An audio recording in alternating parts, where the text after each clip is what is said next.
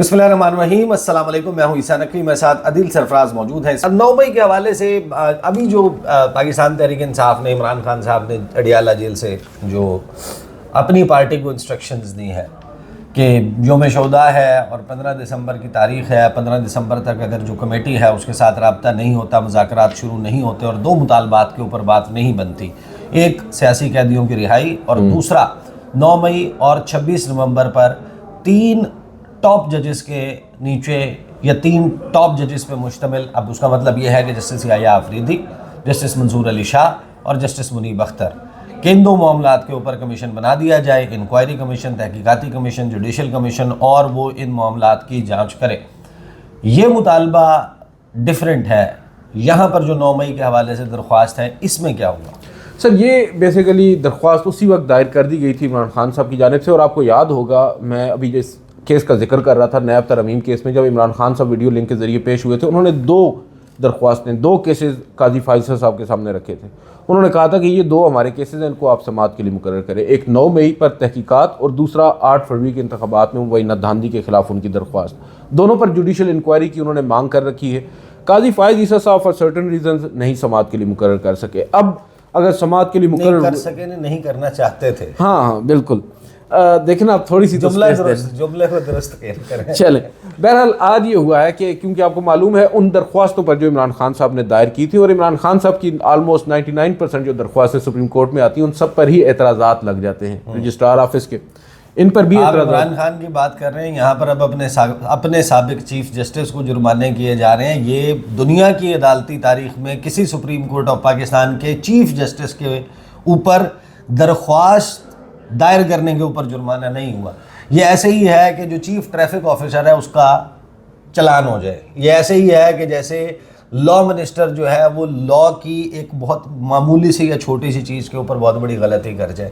यहाँ पर एक साबिक चीफ जस्टिस जो कि इंसाफ की सबसे बड़ी कुर्सी पर विराजमान रहा, जस्टिस जवाद एस खाजा, उनको जुर्माना कर दिया जाता है दरख्वास्त पे। तो आप खान साहब की अगर 99% में तो कीड़े निकलने ही हैं। देखिए, इस तरह तो फिर जुर्माना जस्टिस मंसूर अली शाह साहब पर भी होना चाहिए, जिन्होंने वो ख़त लिखा और जिस ख़त को बेस बनाया साबिक चीफ जस्टिस ने और दरख्वास्त सुप्रीम कोर्ट में दायर की ना, उन्होंने सबसे पहले कहा था कि भाई पहले 26वीं आईनी तरमीम का फैसला करो, आप उन्हें भी जुर्माना कर दें, आप तो भाई कुछ भी कर सकते हैं। बहरहाल आज सर वो जो एतराज़ात रजिस्ट्रार ऑफिस ने इमरान खान साहब की दरख्वास्त पर आयद किए थे 9 मई से मुतल्लिक़ तहकीकात की, वो ख़त्म कर दिए हैं आईनी बेंच ने, और फिर जो ऑफिस है, रजिस्ट्रार ऑफिस है, उसको डायरेक्ट कर दिया है कि इस मुकदमे को नंबर लगाकर समाअत के लिए मुकर्रर किया जाए। एडिशनल अटॉर्नी जनरल साहब ने इस केस में कहा कि एक एतराज़ ये भी है जो रजिस्ट्रार ऑफिस ने लगाया कि ये मामला जो है वो अवामी नोयत का या अवामी अहमियत का नहीं है, और ये दरख्वास्त अवामी अहमियत की वो ये समझते हैं कि नहीं है। बाद में हामिद खान साहब जो कि कमरा अदालत में मौजूद थे, उन्होंने कहा कि मुल्क में इस वक्त अनडिक्लेयर्ड मार्शल लॉ लगा हुआ है, जिस पर फिर मैंने देखा कि जस्टिस जमाल खान मंदोखेल और जस्टिस मोहम्मद अली मजहर बोले। वो ये कहते हैं, जमाल मंदोखेल साहब, कि आपने अपनी दरख्वास्त में आर्टिकल 245 के तहत सिविल हुकूमत की मुआवनत के लिए फ़ौज की तैनाती की बात की है। ये तो आइन में लिखा हुआ है कि आर्टिकल 245 के तहत सिविल हुकूमत फ़ौज की मुआवनत ले सकती है। जस्टिस मोहम्मद अली मजहर भी आए, उन्होंने कहा कि आपको आर्टिकल 245 के तहत आइनी इख्तियार को चैलेंज करना पड़ेगा। बहरहाल ये थोड़ी सी दीगर, यहाँ पर एडिशनल अटॉर्नी जनरल साहब दोबारा आते हैं, वो कहते हैं कि दरख्वास्त मफाद आमा के तहत कैसी है, इस सवाल पर भी दलाइल देंगे और वो दलाइल अभी होना बाकी हैं। जस्टिस अमीनुद्दीन खान ने कहा कि आप तसल्ली रखें, अभी हमने सिर्फ रजिस्ट्रार ऑफिस के एतराज़ात ही दूर किए हैं, अभी हम मेरिट्स पर केस हमने नहीं सुना। बहरहाल उन्होंने ये एडिशनल अटॉर्नी जनरल ने कहा कि हम आपको सुनेंगे, लगता है यहाँ पर सब कुछ जल्दी है। जो हामिद खान साहब, उन्होंने कहा कि 9 मई के जो इमरान खान समेत सैकड़ों अफराद हैं उन पर केसेस दर्ज किए गए हैं। जस्टिस जमाल ने कहा कि FIR तो कानूनी मामला है, उसका फ़ैसला अदालतें करती हैं।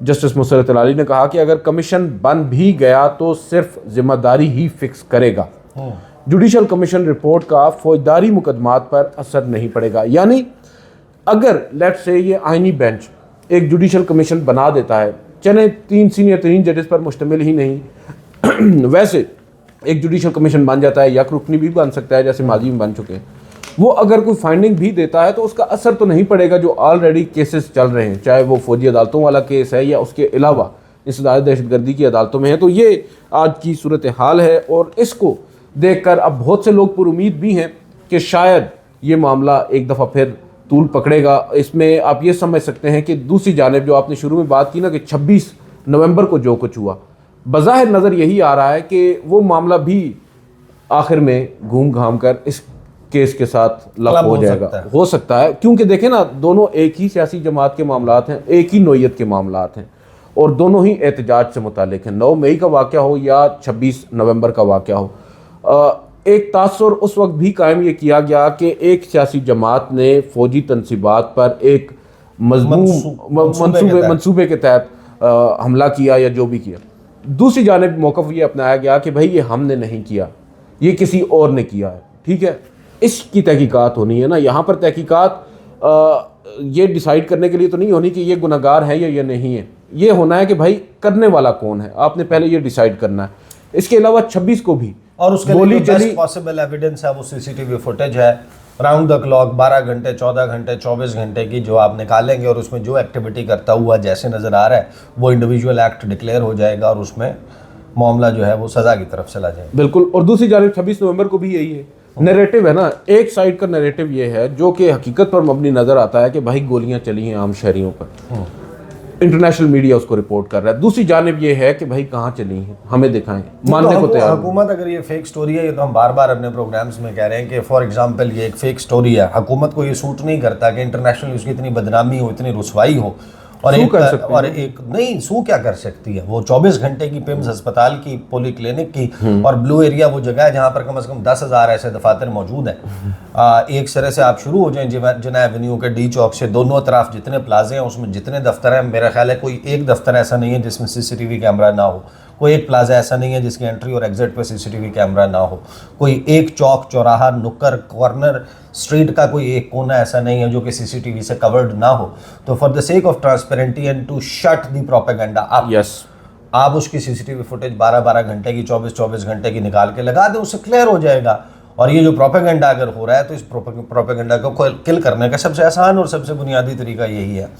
تو یہ معاملات ہیں جی سپریم کورٹ آف پاکستان میں جو اس وقت معاملہ ہے بڑا حیران کن ہے کہ کیس حکومت چلانا چاہتی ہے, سپریم کورٹ ان کو بتاتی ہے کہ کیس چلانا ہے تو خان کو بلانا ہے, جب خان کو بلانا ہے تو پھر سناٹا چھا جاتا ہے, اس کے بعد وہ انسٹرکشن والی بات آ جاتی ہے اور پھر کیس غیر معینہ مدت کے لیے ملتوی ہو جاتا ہے. اور میری جسے کہتے ہیں کہ ہنچ وہ یہ ہے کہ جب تک معاملہ فکس یعنی کہ طے نہیں ہوتا, اور عمران خان کے معاملات سیاسی وہ ٹھیک نہیں ہوتے, سیاسی معاملات ٹھیک ہو جاتے ہیں, ان کے کوئی معاملات طے ہو جاتے ہیں, کوئی بہتر ہو جاتے ہیں, کوئی تمام پاکستان کے اسٹیک ہولڈرز کو سبھی کو انکلوڈنگ پی ٹی آئی عقل آ جاتی ہے, سب 2 قدم پیچھے ہو جاتے ہیں, تو یہ کیس ویسے ہی ختم ہو جائے گا, نہیں چلے گا.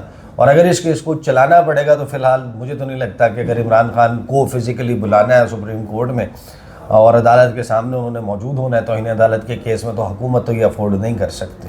اگر حکومت یہ افورڈ کر سکتی ہوتی تو ایک چھوٹی سی تصویر سے خائف اور خوف زدہ نہیں ہوتی. اور یہ اس وقت المیہ ہے اور یہ حال ہے پاکستان کی سب سے بڑی عدالت کا کہ وہ فون کر رہی ہے حکومت کو کہ پھر بلانا پڑے گا, حالانکہ یہ وہ عدالت ہے جو پاکستان کی سب سے بڑی عدالت ہے. اور اس پہ یہ ہونا چاہیے تھا کہ وہ کہتی کہ ہم بلا رہے ہیں تو آپ کو بلانا پڑے گا.